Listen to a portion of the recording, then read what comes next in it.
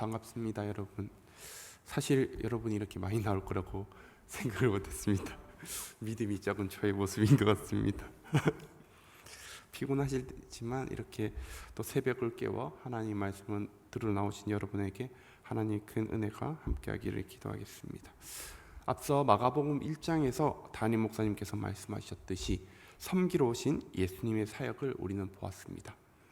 귀신을 쫓아내고 병든 자를 고치고, 그렇게 하자 상황에서 사람들이 예수님이 가는 곳마다 환호했고, 그리고 수많은 사람들이 예수님을 따라다니는 인기 스타와도 같은 모습의 예수님이 아니었을까 싶습니다. 그러나 2장에서부터 이게 계속해서 시작하는 모습을 보면 1장과는 또 다른 모습이 나오는데요. 유대 지도자들이 인기가 하늘을 찌를 것 같았던 예수님을 시샘하고 배척하는 모습이 나오면서 이들과 논쟁을 또 하는 내용이 나오고 있습니다. 먼저 수일 후에 예수님께서 다시 가버나움으로 들어가시니 계시다는 소문이 퍼졌다라고 1절에서 얘기하고 있습니다.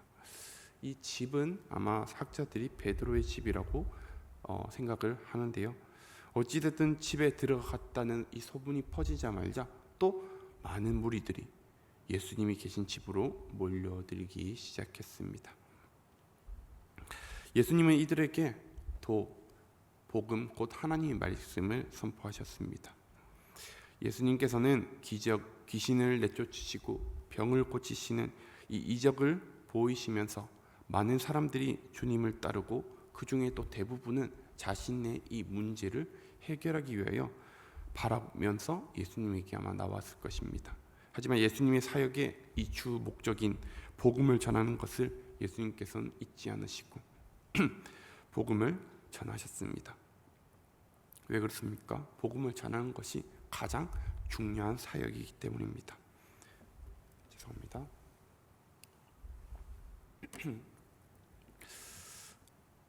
예수님께서 말씀을 사람들에게 전해주고 있는데 네 사람이 중풍병자를 데리고 예수님에게로 나오고 있습니다. 하지만 사람들이 너무나도 많아서 도저히 예수님께로 나아가지 못하자 어떻게 합니까? 그 집의 지붕으로 올라갑니다. 예수님 당시 이스라엘 이 집들은 지붕이 평평하고 외부로 계단이 이어져 있기 때문에 쉽게 지붕에 올라갈 수 아마 있었을 것입니다. 그리고 사람들이 지붕 위로 올라가서 지붕에 구멍을 내고 중풍병자를 예수님이 계신 곳에 내렸다라고 하고 있습니다. 이 지붕도 이 작은 나무들을 이렇게 기대어 놓고 지프로 덮어서 이 진흙으로 이렇게 발랐기 때문에 어렵지 않게 이 구멍을 낼 수 있었을 것입니다. 하지만 이 지붕을 뚫는 와중에 부스러기로 떨어졌을 것이고 소리도 아마 났을 것입니다. 아마 많은 사람들이 예수님이 말씀하시는 것을 듣고 있었기 때문에 그 모습을 보고 원성을 샀을 수도 있습니다. 하지만 이들은 그의 모습들을 아랑곳하지 않았습니다. 왜 그렇습니까? 주님께로 간다면 중풍병자가 치료될 수 있을 것이라는 믿음이 있었기 때문입니다. 결국에는 어떻게 됩니까? 중풍병자가 치료가 됩니다. 하지만 중풍병자가 이 치료가 된 것은 동료들의 믿음만이 아니라 모두의 믿음의 결과였습니다. 동료들이 중풍병자를 예수님께 데려왔다 할지라도 가장 중요한 것은 예수님께서 자신을 치료할 수 있다는 믿음이 가장 중요하기 때문이지요. 다른 사람의 믿음으로는 죄사함을 받을 수 없기 때문입니다. 예수님께서 먼저 중풍병자에게 죄사함을 선포한 것은 이제 많은 사람들에게 자신이 죄를 사할 수 있다는 이 권세를 가지고 있다는 사실을 선포한 것이었습니다.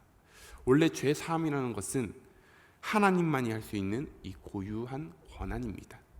그러므로 예수님께서 죄 사함의 선포를 하셨다라는 것은 하나님의 아들이기에 예수님에게도 죄 사함의 권세가 있다는 사실을 증명한 것입니다. 이 마가복음에 나오는 기적의 기사들을 보면 믿음으로 말미암은 이 행위가 많이 나오고 있습니다. 중풍병자의 이야기, 그리고 12해를 12회를 혈루증으로 앓은 여인의 이야기, 소경 바디메오의 이 치유 기사들의 이 공통점은 이들이 예수님에게로 나오는 데 있어서 모두 장벽들이 있었지만 그럼에도 불구하고 이들은 예수님에게로 나아가면 치유될 수 있을 것이라는 확실한 믿음을 가지고 있었다라는 것이죠. 오늘 본문의 중풍병자나 바디메오의 경우에도 많은 군중들이 자신의 장벽들이었습니다. 그리고 혈루증을 앓던 이 여인은 자신이 당했던 이 부정한 취급과 이 부끄러움 등이 예수님에게로 나온 데 있어서 장벽이었을 것입니다. 하지만 이들은 모두 그들에게 있는 장벽을 뚫고 나아가자 예수님의 기적을 체험하게 되었다라는 사실입니다. 사랑하는 성도 여러분, 여러분들에게는 예수님에게로 나오지 못하게 하는 장벽들은 무엇입니까? 나로 하여금 믿음을 지키지 못하고 매일매일 넘어지는 이 장벽으로 힘들어하고 나는 할 수 없을 것이다 라는 생각에 포기하고 계시지는 않습니까? 우리에게 있어 그 장벽을 넘지 않으면 결코 우리는 하나님의 자녀요 그리스도의 모습으로 이 세상을 살아갈 수 없습니다. 믿음으로 그 장벽을 넘어설 때에 하나님께서 우리에게 주시는 그 놀라운 은혜를 체험할 수 있다는 사실을 기억하시기를 바랍니다. 장벽을 넘음에 있어서 다른 사람들의 멸시와 배척과 고난이 우리에게 다가올지라도 하나님만이 우리의 이 문제를 해결해 줄 수 있다라는 정말 신실함과 믿음을 가지고 우리로 하여금 능히 장벽을 넘어 주님께로 나아갈 수 있는 여러분들이 다 되시기를 바랍니다. 중풍병자를 고치신 주님은 다시 바닷가로 나가셨고 그곳에서도 무리를 가르치셨습니다. 그곳을 지나가시다가 세리인 레위를 부르실 때 그가 예수님을 따랐으며 레위의 집에서 많은 세리들과 죄인들이 예수님과 제자들과 함께 식사를 하셨습니다. 여기서 나오는 레위가 누구죠? 네, 다들 다 아시겠지만 마태입니다. 마태와 다른 세리들 그리고 이 죄인들과 함께 식사를 하고 어울리는 것을 본 바리새인들과 서기관들이 어떻게 하지요? 어떻게 세리와 죄인들과 함께 어울리는 것에 대해서 비난을 하고 있습니다. 어떻게 보면 그럴 수 있을 만한 것이 당시 유대 사회에서 세리는 죄인이요 매국노였습니다. 또한 죄인들은 하마르톨로이라는 이 단어로 보면 바리새인들이나 서기관들이 세분화했던 이 율법과 전통을 잘 지키지 않았던 사람들을 지칭합니다. 외적 경건을 생명처럼 중요시했던 이들이 율법과 전통을 지키지 않는 자들을 죄인이라 경멸하며 그들과 어울리는 것을 치욕으로 여겼기에 예수님께서는 이들을 경멸하지 않고 오히려 그들과 어울리며 식사를 하시고 친구처럼 그들과 지내는 모습을 보면서 그들은 예수님이 이해가 되지 않았을 것입니다. 하지만 예수님께서는 이들 또한 하나님의 자녀여 구원받을 백성님을 아셨기 때문에 그들과 함께 어울리며 친구처럼 지낼 수 있었습니다. 바리새인과 서기관들의 질문에 예수님께서 이 땅에 오신 목적과 동시에 이 땅에서 하실 일이 무엇인지 설명을 하십니다. 17절에 건강한 자에게는 의사가 쓸데없고 병든 자에게라야 쓸데있느니라. 나는 의인을 부르러 온 것이 아니요 죄인을 부르러 왔노라. 이 마가복음은 예수님 성김의 사역에 대해서 말하고 있습니다. 교만에 빠져서 다른 사람들을 정죄했던 유대 지도자들과는 달리 하나님의 아들이신 예수님은 성김의 모습을 여실히 보여주고 있습니다. 오늘 종교 지도자들과 예수님의 모습을 통해서 우리가 생각해 봐야 하는 것은 우리는 과연 스스로 경건한 자라 여기고 있는지, 병든 자 곧 죄인이라 생각하고 있는가 하는 이 생각입니다. 유대 종교자들은 자신들을 죄인이라 생각하지 않았습니다. 스스로 잘하고 있다라고 생각을 했습니다. 물론 율법과 이 전통을 잘 지키는 이 시대에서 보면 정말 믿음이 좋아 보이는 사람들일지도 모릅니다. 그러나 그들은 스스로 건강한 자라고 생각을 했습니다. 자신들이 구원받아야 할 죄인임을 인정하지 않았기 때문에 주님을 정작 구주이심을 알아보지 못했습니다. 오히려 어떻게 합니까? 주인을 배척하고 결국에는 예수님의 십자가에 매달려 죽이기까지 하지 않습니까? 사랑하는 성도 여러분, 의사를 누가 찾아가지요? 건강한 사람은 의사를 찾아가지 않습니다. 자신이 건강하기 때문에 자신에게는 병이 없다 생각하고 의사를 찾아가지 않지만, 자신이 아프고 병든 사람은 의사를 찾아가게 되어 있습니다. 자신이 죄인이라고 생각하는 사람을 예수님을 찾아가고 우리 주님이심을 고백할 수 있다는 것입니다.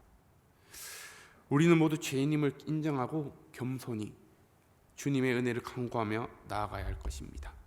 그럴 때 하나님께서는 우리에게 구원이라는 선물을 주실 것입니다. 이것을 믿으시는 여러분들이 되시기를 바랍니다. 우리는 결코 건강한 사람이 아닙니다. 우리가 아무리 예배를 잘 드리고 교회에 나가고 할지라도 우리는 죄인임을 고백해야 합니다. 예수님 앞에서 겸손하게 우리 죄인됨을 고백할 때에 우리는 구주이신 그 예수님을 바라보게 될 것임을 믿으시길 바랍니다. 18절에서부터는 계속해서 금식 논쟁의 내용이 나오지요. 바리새인들은 일주일에 2번씩 금식을 했습니다. 구약에서의 금식은 슬픔과 회개의 표시였지만 이들은 자신의 신앙을 과시하기 위해서 금식을 했습니다.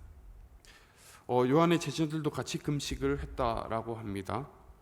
자신의 스승인 세례 요한이 감옥에 있기 때문에 스승을 위해서 슬퍼서 금식을 하고 있는데, 예수님의 제자들은 금식을 하지 않고 자신의 스승인 요한을 위해서 기도하지 않는 모습을 보고 불만을 가졌다라고 이야기하는 학자들이 있는가 반면에, 또한 바리새인들과 마찬가지로 요한의 제자들도 자신의 경건함을 나타나기 위해서 금식을 했다라는 학자들의 견해가 있습니다. 이러한 비난에 예수님은 혼인집 신랑 그리고 생배 조각, 새 포도주와 새 부대의 비유로 교훈을 하십니다. 이 교훈을 통해서 간접적으로 자신이 구주시며 유대교의 이 낡은 전통은 예수님이 그 새로운 이 복음과 함께 할 수 없다라는 것을 잘 말해주고 있습니다. 사랑하는 성도 여러분, 중요한 것은 예배를 어떻게 드려야 하고 기도를 어떻게 해야 한다라는 이 규범이 아니라 하나님의 말씀만이 우리의 중심이 되어야 한다라는 사실입니다. 우리가 기도를 많이 하고 금식을 많이 하고 예배를 많이 드린다고 해서 우리가 거룩해지는 것은 아닙니다. 우리를 거룩하게 하는 것은 오직 하나님의 말씀뿐인 성경이라는 사실을 기억해야 합니다. 그렇기 때문에 우리는 정말 율법과 규례에 빠져서 정말 구주이신 주님을 바라보지 못하는 것이 아니라 온전히 이 말씀만이 내 안에 살아 역사하는 여러분들이 다 되시기를 바랍니다. 마지막으로 안식일 논쟁이 나옵니다. 예수님과 제자들이 밀밭 사이를 지나가시면서 길을 내기 위하여 밀을 이렇게 잘랐습니다. 그리고 시향도 했기 때문에 배가 고팠기 때문에 밀이삭을 자른 것을 손으로 비벼 먹었습니다. 구약 율법에 보면 다른 이의 밭에 들어가서 이 곡식을 이렇게 따먹는 행위는 절도에 속하는 것이 아니라 가난한 자의 그 굶주림을 채우기 위한 권리로 보장되어 있었습니다. 그렇기 때문에 물론 이 곡식을 먹어도 되는 것이지만 그것을 따로 챙겨 나가서 하는 것은 금지되어 있었습니다. 바리새인들이 지적한 것은 그 예수님의 제자들이 이 밀이삭을 먹은 게 아니라 안식일에 행해졌다는 사실을 문제로 삼은 것입니다. 그러자 예수님은 이 다윗을 경우를 들어서 반론을 하시는데, 이는 다윗이 제사장들만 먹을 수 있었던 이 진설병을 먹은 것이 그 사람을 위해서 만들어진 이 율법이, 안식일의 율법이 위급한 상황에서 사람보다 이 먼저 될 수 없다라는 사실을 말해주고 있죠. 바리새인들은 안식일에 관해서 39개로 세부적인 율법으로 나눴습니다. 그러면서 열심히 그들은 지켰습니다. 하지만 많은 사람들이 그 세부적인 조항으로 인해서 정죄를 하고 있었기 때문에 안식일의 참 의미는 사람을 위하여 있다는 이 사실을 예수님께서는 27절에서 말하고 있습니다.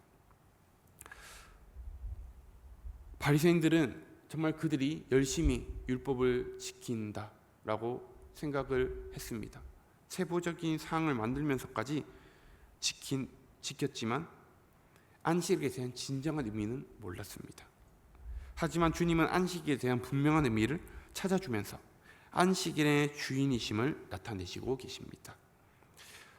오늘 2장에 이 죄를 사하시는 권세가 있으신 분이시며 죄인을 부르기 위해 오신 분이시며 새 포도주의 새로운 질서의 복음을 주신 분이시고 안식일의 주인이심의 말씀을 하셨던 이 예수님은 그 말씀을 보면서 우리가 예수님의 정체성에 대해서 우리는 볼 수 있습니다.